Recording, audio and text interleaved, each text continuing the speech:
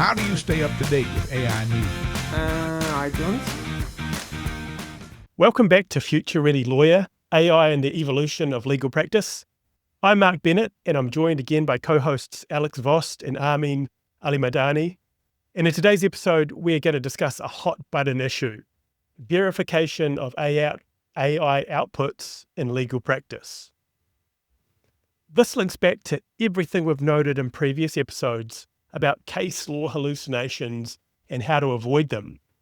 But today we're going to ask a fundamental question.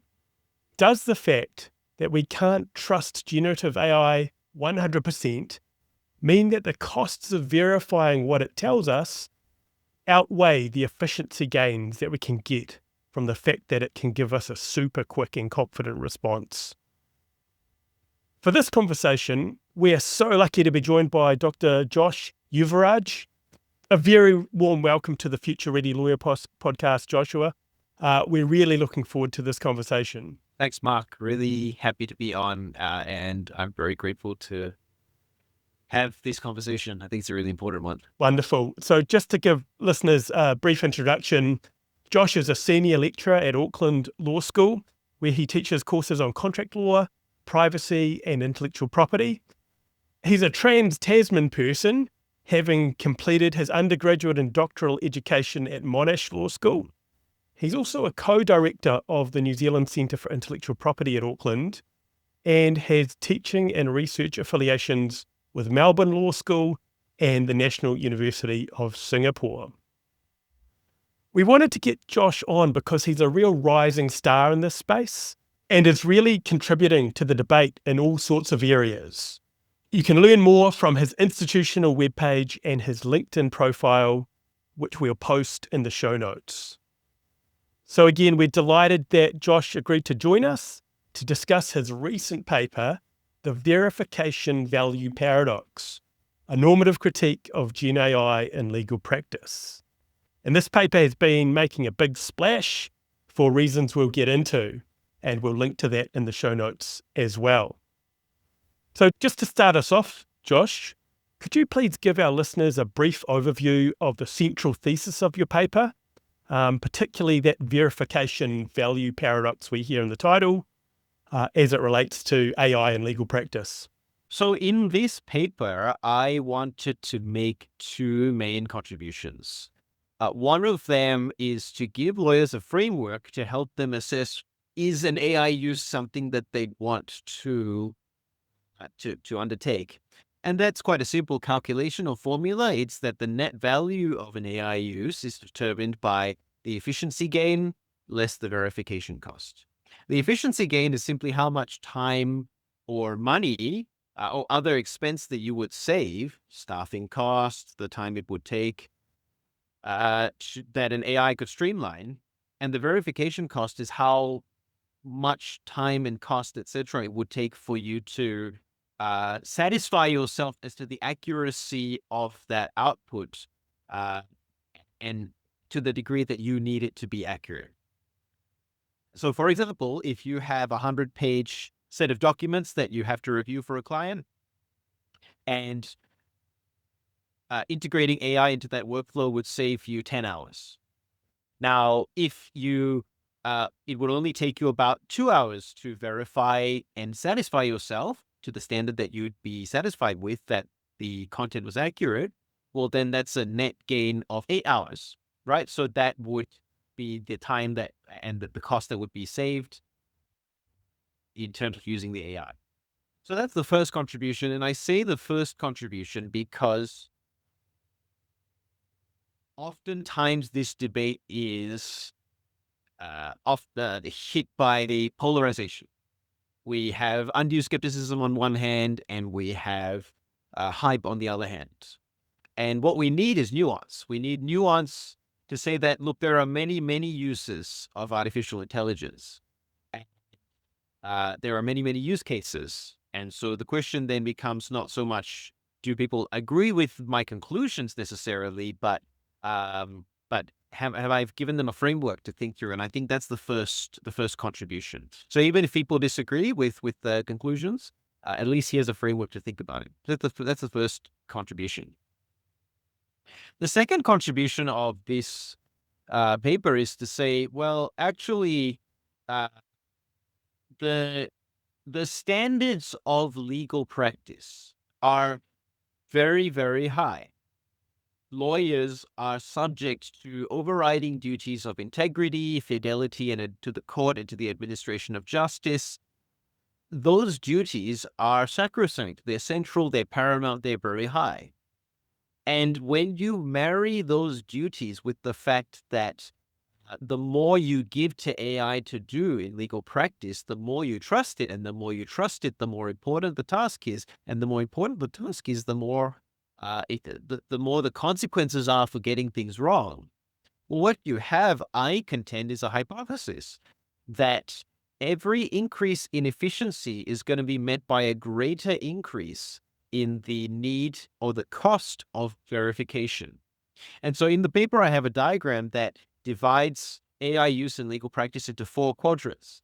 And I make the point that what AI is often marketed as assisting lawyers with legal research, drafting, etc., is going to fall into the quadrant of high efficiency gain and a high verification cost. It's going to undoubtedly save a lot of time potentially, but my argument is that's likely to offset in a lot of situations or render negligible the benefit by the verification cost.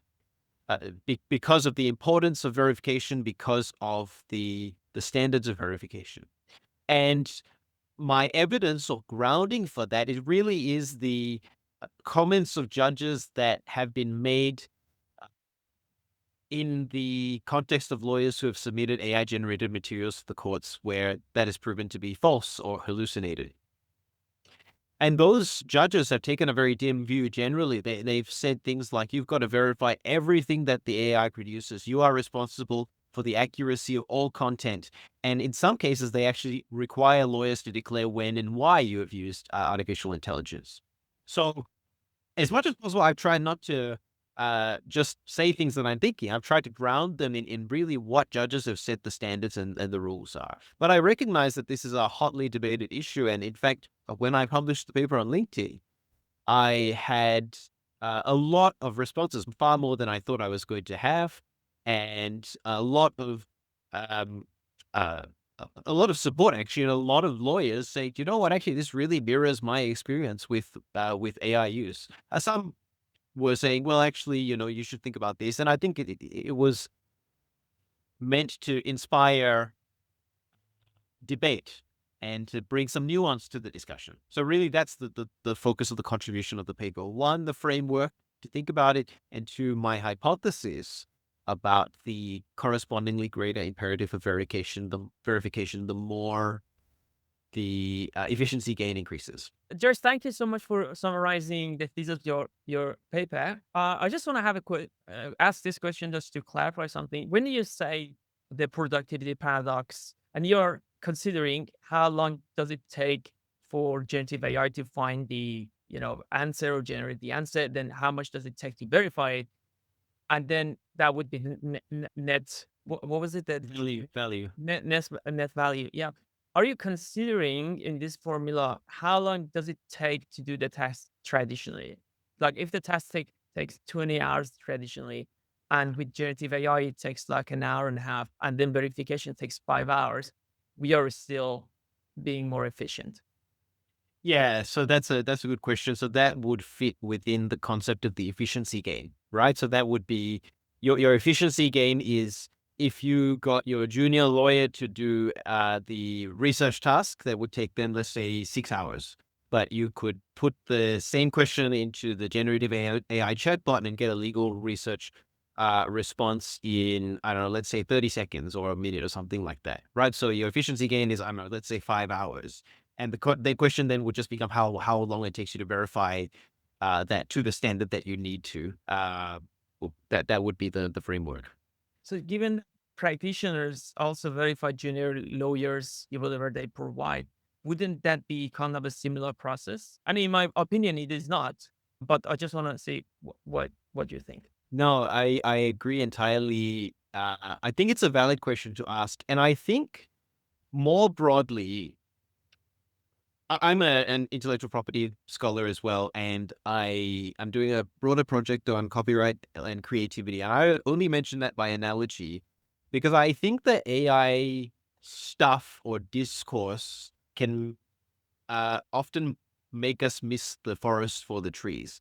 If everything you talk about is AI, then you miss the broader context of the disciplines and the economies and the structures that we work in and a chance to actually make those better. So the junior lawyer point is a great example, right? Because oftentimes, and I'm not necessarily making an empirical point here, but my sense is that you know that the senior partner who asks for a research memo and turns that into a letter of advice or whatever may sometimes only give that a cursory look and think that that's perfectly fine. Or they might just slap their name on that and put the letterhead on that, and that's also fine. So in that context, if you were to say that there are similarities, absolutely. And I agree with you, there are differences, but I think it opens the door for a broader conversation. I mean, do we want that to be the case? Do we want those practices to continue? So with that basic idea of the verification value paradox, we've got one of the key concepts that you've put forward in the paper, but I thought it was a really useful exposition also of some features of generative AI that all lawyers should understand because they inform why you think there's always going to be that verification problem or verification task that's got to be there if you're using generative AI in a legitimate and robust way. So there was the transparency problem and the reality problem. So I wondered if you'd just briefly walk us through some of those concepts and what role they play in your argument. Thanks. Yeah, I definitely should explain those. So first thing to note is that there are different types of artificial intelligence, right? And you guys have probably covered this on prior shows. I'm talking about generative artificial intelligence, where you ask the AI to output some sort of content, right? And we can see this in video content or music. And in lawyers, in the sense of lawyers, it's largely going to be text-based content, right? So that's the first clarification. There are two flaws, as you said, the reality flaw and the transparency flaw. And I try to do this as much as possible to be structural rather than developmental, because one of the dangers of AI discourse is that it gets outdated pretty quickly, right? GPT-5 may be better than 4 and 3.5, etc. And so I really wanted to sort of dig down on, well, the actual nature of this technology, independent of model development. What is it? And so that's where I developed, or I got from the literature, these two ideas. The reality flaw is this idea that a large language model, which is the technology on which AI chatbots are built, is not cognizant or aware of the accuracy or truth of what it is producing, right? It's trained on billions, perhaps trillions of data points of images, words, etc., from which it derives statistical patterns. Now, the complexity of that process may well increase, but at the heart of it, it's statistical determinants. And therefore, if an AI model were only trained on 1,000 images of, in fact, black cats, but they were told this is a white dog. So then if you ask that AI model for a picture of a white dog, it's going to give you the picture of the black cat, because statistically that's accurate, right? But it's not actually in reality that. So that is a flaw that is endemic to AI models, and unless and until there's a massive paradigmatic shift and AI becomes aware, which then there are a lot more questions than legal practice when that occurs. So, and it's important to note that what this means. It means that AI can hallucinate. It can end up with mistakes that sound plausible but are in fact wrong. And in legal practice, this manifests not just in the fake citation problem with cases that don't exist, but more insidiously, as I think you pointed out in a recent LinkedIn post, Mark, the inaccuracy of summarizing or expositing the law, right? So it might say case A said X. Case A may exist, but it might have said Y, not X.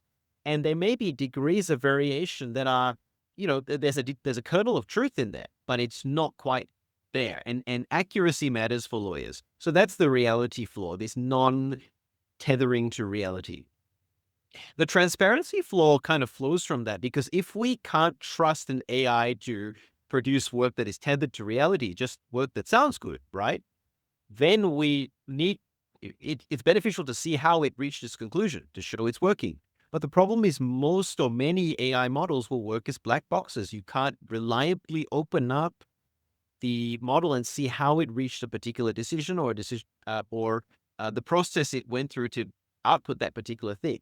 Now, some who have used, say, more agentic or thinking-based models, right, would counter and say, well, those models actually say, I went to this website, I found this data, I did X, Y, and Z, and that working absolutely is plausible. However, there are concerns that even in doing so, the model may actually be misrepresenting its process. In other words, we don't have a reliable indicator that what it says it does is actually what it does, right? And so those two flaws ground the need to verify content by humans, because we simply cannot trust it to produce accurate content in the first instance. Now, I hear the counter from many lawyers, or many lawyers will probably say this. Well, yeah, but it actually, in fact, does produce stuff that's accurate. And so I would say there is a Venn diagram, absolutely, and an overlap between what the AI produces and what's accurate, right? My problem is you can't predict with any certainty what that overlap is going to be for your next task. It might produce something absolutely accurate. It might not. And so are you willing to live with that uncertainty is the question that I wanted to put forward. So those are the two flaws. Yeah, it's so fascinating to kind of lay that out. And it's what anyone who is wanting to use AI has to think about. It really prompts me a couple of ideas for me. Number one, yeah, we're always going to have to verify. And the way you verify might depend on how much you've played with these systems and checked, how much verification you've done in the past for certain kinds of tasks. You might be able to get to a level where you say, well, I trust what quite a lot, and then my verification takes a particular form, and maybe it's taking less time in terms of course, your formula. The other thing this makes me think of is if functionally you can verify that this has got you a really good result, does the reality flaw and the transparency flaw really matter? It's like a black box, but it's got you the thing that is going to save you however much time, because you're going to go verify that. And it's just this amazing thing. And I've seen a lot of lawyers talking about it in that way, but I think it's really important to kind of think about what these flaws mean. My final observation before I let others jump in is that we kind of really need the verification task to still be a valuable aspect of legal work, or else all of that work goes away. It's in a way, it's quite good if the verification task is necessary, and for all the reasons you outline in your paper around duties to the court and civic responsibility and a dedication to the truth, it is necessary. If AI gets too powerful, that's when we start saying, well, for certain kinds of legal tasks, you don't need the person. And I don't think many people like that idea, at least not lawyers or law professors. I agree, Mark. I was just thinking that around, I don't know that sort of most people, or, the majority of people in the legal profession would want a world in which there is no verification. I think, obviously, as you say, it goes to the root of the profession, and, a lot of judgments are based on sort of ethics and the devotion to truth and all of the things that you mentioned. So I think outsourcing that entirely to AI is a really sort of concerning concept to most lawyers, and I would say most people, even outside the legal profession. I think that point around the transparency and reality flaws, they're good ones, and they're things that are really important to keep in mind. As you say, Mark, if the output still gets you something accurate, sort of how, impactful Are they, especially if, and I think this is where it becomes really important for the lawyer or the person verifying the output to have the subject matter expertise, which is where it kind of goes hand in hand. It's really tricky when maybe you've got a junior reviewing an output that doesn't have those years of experience to say, oh, this is not particularly applicable in this context. And maybe they're able to validate now that it's become more publicized around the hallucination and the false citations. But again, is this the right way, to apply this case law or to apply this legislation? So it still becomes really important for, the AI literacy and the ability to use the tool to go hand in hand with that experience and sort of developing out, that subject matter expertise. I was just going to say I totally agree, and I think the difficulty is you can produce things that you need, absolutely. In fact, the diagram in the paper I used as a case example because that diagram I generated the code for that using Microsoft Copilot, but I knew how to code from some prior experience, and because of that, I verified that the code would produce what I wanted to, and I still had to obviously manipulate it quite a lot. Actually, ended up taking a lot of time. So that was the illustration for me to get it to where I wanted it to be. But yeah, I do agree that there are a lot of variables in the use. One point I would add, which I think is material, because a lot of people would say, well, it can replace the junior lawyer. To which I would say there's probably a few differences, right? Number one, the junior lawyer is or will be admitted to the profession in their own right. So they are a moral agent in their own right. They have duties to the court independently. They have duties to the client independently. They're not just a blind tool. Okay, so there's something there that at least for them, if they're presenting work to you, there's some notional sense in which you can rely on them to have produced work that will be of a reasonable quality. Granted, a lot of juniors' work would not be up to the standard, but there is that idea. The second is the relational aspect, right? Because the junior lawyer is employed by the firm, or the judge's clerk is employed by the chambers, or in whatever capacity, and that relationship is one. There is a contractual relationship, right? Absolutely, with obligations. Arguably, those obligations then they import some level of trust, right? Whereas I think there's more to be said on whether or not the trust one places in a tool can be commensurate to that level of trust. Because Mark, you made the good point. You said that, well, if after experience, then I actually trust that Copilot or GPT-5 or whatever can, produce that. And that may well be accurate. I do think that there may be a difference with the junior lawyer. That means we need to be careful when we're comparing the two. And so that's probably what I add, but absolutely all your points are incredibly valid. I think as well in relation to junior lawyers, given the fact we will always need verification, whether that be because the tools sort of aren't accurate or again, just from an ethical sort of devotion to the profession standpoint, that will always be required. So we will always need lawyers. And so there's got to be some way for junior lawyers to then reach the level of expertise that is expected of a more senior lawyer that may be verifying the outputs instead of verifying the output of a junior lawyer, perhaps. So there's that real discussion around how do we make sure that experience is still built and that they are still given the appropriate training and support and development. And so, as you said, there is an argument that AI could replace some of the junior lawyers, or maybe there's not as many grads, etc. But the thing is that will ultimately have impacts down the line around sort of people that are appropriately skilled to continue the profession and continue providing advice to clients. So you wouldn't want to do, and I don't think it's possible to, but you wouldn't want to do a one-to-one replacement because therein lies kind of the end of the profession if there's not people coming through and continuing to build that practice. Can I just follow up on that? Because we in the law, we have this philosophy of the bad man. Oliver Wendell Holmes talked about the bad man doesn't care about all this fancy stuff around morality or dignity or inherent value. They just want to know, are they going to win this case? What are their legal rights? And, a bad man in this situation might be thinking, well, can I get this result for 10 times less cost?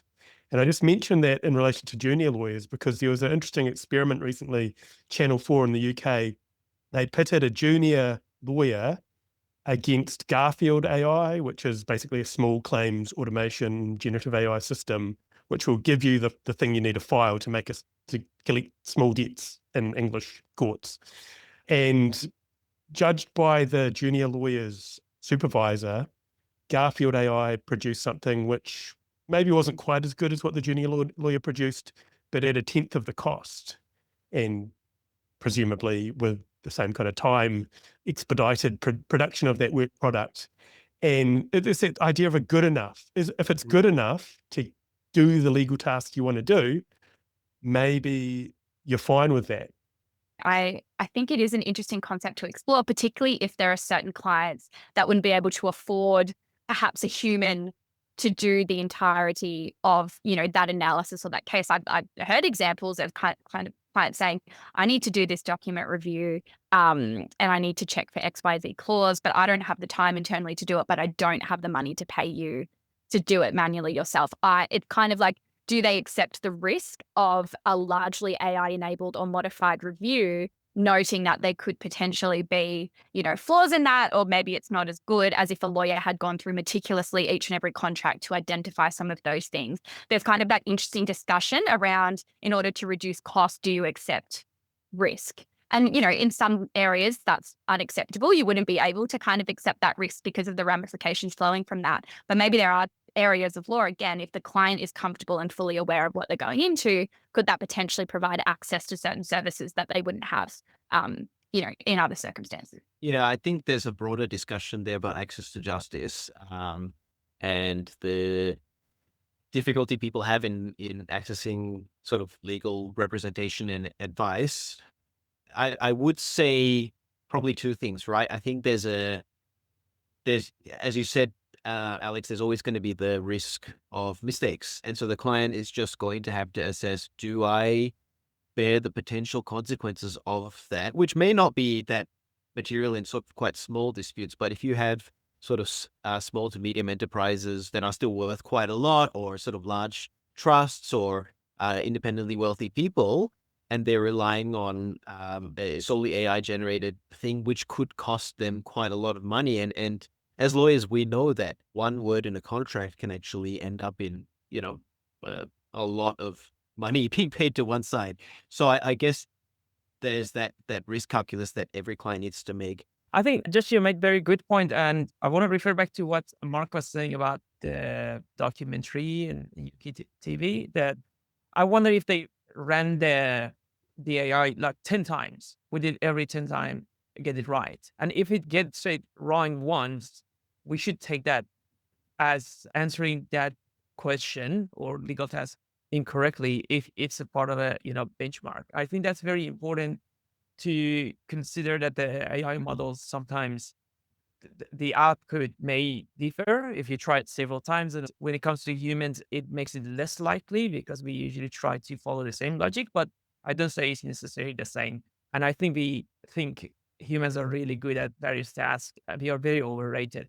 We constantly say, oh, AI should be accurate, while we are not. One important question here is, when it comes to various tasks, what is the human accuracy? What is AI accuracy? And if we run, let's say, each task 10 times, considering that, and then we may say that it's sufficiently good because humans are accurate like 97%. This AI is like 97% as well, or 98%. And we don't need 100% because nobody's 100%. I think that's one part of the discussion. But another thing is, I want to look at it from a broader perspective. I totally agree with Josh that when it comes to many tasks, it is inefficient to use generative AI. We already discussed this previously in this podcast. And in my last study, empirical study with the students, a lot of the students in their reflections said that if I did it traditionally, it would have been way faster than using generative AI, because I had to verify everything and it took me a lot of time. And I think part of this problem goes back to after November 2022, when ChatGPT was released. So there were a lot of people who didn't know what they're talking about. And they just said stuff about the technology that they didn't know exactly how to work. And they said, oh, it can, help with legal tasks in this way and that way. While in my opinion, the technology is shifting every day. it is not good for many tasks because it's not made for those tasks. So from very beginning, we got it wrong. And we are now saying, okay, for this task, it is inefficient, while we weren't supposed to use it for this task. For other things can be helpful. It's such a good point, because I think as well, when there is so much hype, as you said, it's can do everything. It's like, just get on there, like start using it. And I think, yeah, there has been a bit of a lack of thinking about which workflows or which work types within legal are best suited to this kind of technology, and then how you would work in with it. Like, for example, obviously asking AI to just produce a draft advice based on a set of circumstances, pointing it to some case law and legislation and things like that, it would come out. But again, you're having to read through, re-edit the whole thing anyway, because it's such a large output. Again, this sort of text, and there's not as many parameters or structures around it to help move it through a process that then ultimately starts reducing some of those verification elements, versus kind of having something that maybe, the firm has agreed precedents or templates in that area. We've had similar circumstances that we've pointed it to. It's in Word, I'm assessing it within Word, and I'm seeing markups in real time. So I'm able to verify, because there are some of those legal specific like AI tools now that kind of have the Word plugin. And so again, you're not sort of staring at this big chunk of text that's been outputted by the AI with very minimal prompting or minimal guidance. You're starting to see something that's kind of leveraging the structures around it, or some of the pre-work and the pre-thinking that's been done, to then have it in front of you and you can validate in real time as you're going through. So I think it's kind of the way that we're taught to use these tools, and again, the circumstances that they're being applied to, because to your point, I mean, in some circumstances, there's, I think real opportunity for efficiency gains, but then in others, it goes to the heart of the paradox, where it's kind of, you are spending so much more time verifying the outputs that it was not worth putting it through, an AI tool in the first place. So I think there is nuance to that. And there are certain things, like when sort of law firms or in-house legal teams are planning how they're going to use AI, it's so important to think, is this task the right task, or is this workflow the right workflow, considering all of these different elements? I just want to add something very quickly. And following what you said, Alex, I totally agree. And I think that's what makes Josh's paper important, because it reminds us that maybe we should rethink artificial intelligence, at least for some specific tasks. Or maybe we should rethink where it is efficient. Because Josh very openly says, this is my, in theory, I'm saying this. I don't know, we gotta, test various things, but looking at the facts, this makes sense. So then we should test Josh's hypothesis. And that makes us rethink that whether it's actually helpful in this area. And I think it's a very good way of rethinking about where generative AI is useful and where it's not. And again, Josh also mentioned in the paper, and right now also he did, many judges say that, oh, you have to verify the output.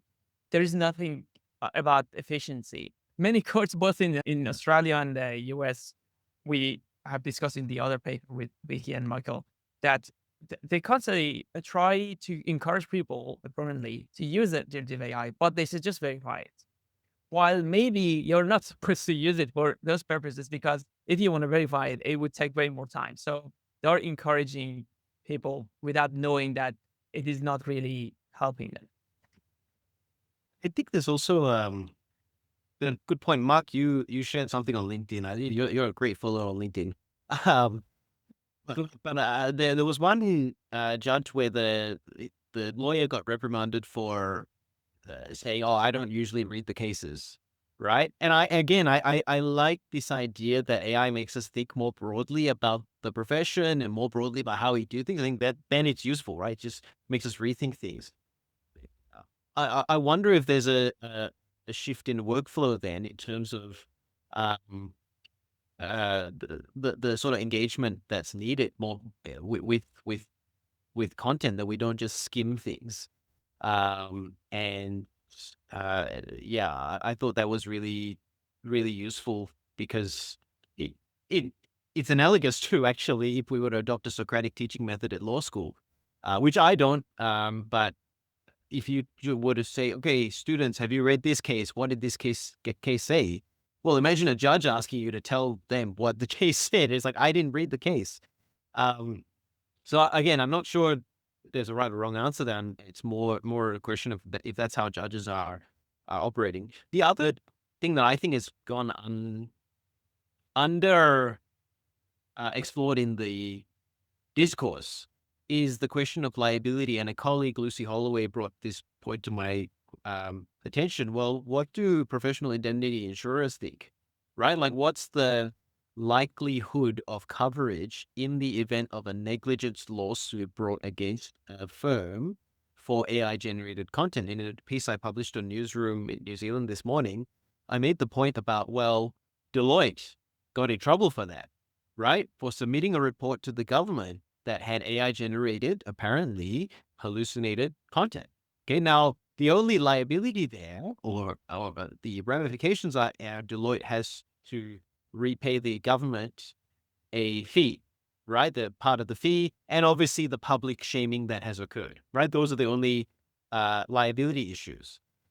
Now, it's not hard to imagine that given the widespread uptake of AI use, particularly in Australia and the legal profession, that the first negligence lawsuits are not too far away for, oh, you advised me of this, and actually there was a mistake in this lengthy advice or lengthy review of documents or whatever, and as a result, I lost millions of dollars, right? And in that case, I think it'll be a very interesting experiment to see, well, will the professional indemnity insurers cover that? And will they start requiring, that kind of disclosure? And how will insurers be involved in regulating or influencing the application of AI use in the profession? I think that's underexplored as well. Nothing about the sort of moral, ethical, motivations, purely from a consequential point of view. I think that's a really interesting question. Following what Mark was saying, and I totally agree that sometimes, it's not about efficiency, it's about quality. You want to reach a quality that even if you spend 100 more hours, you won't get it. But if you collaborate with AI, there's a possibility you would get that. And for many of us, we want to put academic work out there, that quality is very important. And there are many different ways to collaborate with AI to increase the quality. It doesn't need to do the whole thing and you verify. It can be the other way around. You do the whole thing and it verifies. And if it finds an issue, an error in your work, it would save you 20 hours, later, because once you submit it, they say there's a problem and you have to go back. There's a whole process. Maybe you have to pay more. So there are many other things involved that efficiency maybe can have different meanings. So sometimes efficiency is not a priority, it's quality. And I think things are changing so fast, right? It's like, how do we even know what the profession is going to look like in 5 to 10 years in terms of how we work and the way that we deliver work now and sort of apply the law and all of those things? It's kind of, what is that going to look like? So how do you best equip them for a future that we don't really know? And I think one of the things that I valued most about my law degree was that it was almost, teaching that skill, as you've all mentioned before, is the way of thinking and the critical thought, the logical reasoning, and how you would sort of move through these different, sort of thought processes. And I think that that's valuable across any role or profession. And it's something that I've really valued. And I think that there is an element of the way, and again, I'm not saying these are exactly on par, but when you are working with AI or having to use an AI tool as part of legal work, you really do have to go back to breaking down that thinking process in order to prompt it appropriately, put the right structures in place, use the right inputs. It's sort of, you can't be on autopilot anymore in order to get a quality output. Not that you could really be on autopilot before, but I think with the AI, it sort of helps you think through things in a bit of a different way, and you're having to brief more things in. And it's almost highlighting some of the things that maybe were a challenge as a senior person briefing to a junior person, where you're like, oh, that wasn't actually a very clear instruction. Of course, that's why I got an output that probably wasn't aligned with what I was wanting. I think working with AI really highlights some of those things as well. So teaching the concepts about breaking it down and how you would step through this, and then sort of, again, it's building up that technology skill that you may not have been building previously. I just think it's a really interesting way of having to think and structure. And again, thinking about, how would I verify this? What are some additional prompts or some additional things I would build into this tool in order to make it easier for me to verify? And it's kind of that higher level thinking skill set that sort of maybe sits outside of law, but will still be valuable across any profession, particularly given most of them will have some element of AI integrated, I suppose. Okay, so thanks again so much, Josh. A real pleasure for all of us to have you here today. First, thank you for having me. I think it was a really stimulating discussion, exactly the kind of discussion that I wanted to spur by writing this. And yeah, just an encouragement for people to keep a critical mind, benefits, risks. I think there's a real danger in going one way or the other, hype or skepticism, and we just need to keep a really open mind and ensure that we are still, if we're lawyers, we're still fulfilling our duties to the court and the client, which won't go away. We'll give the listeners the link to the paper and to your LinkedIn profile, and they can join the debate. And yeah, we look forward to the next paper and having you on again. So yeah, thanks a lot, Josh. Cool. Thank you. Thank you.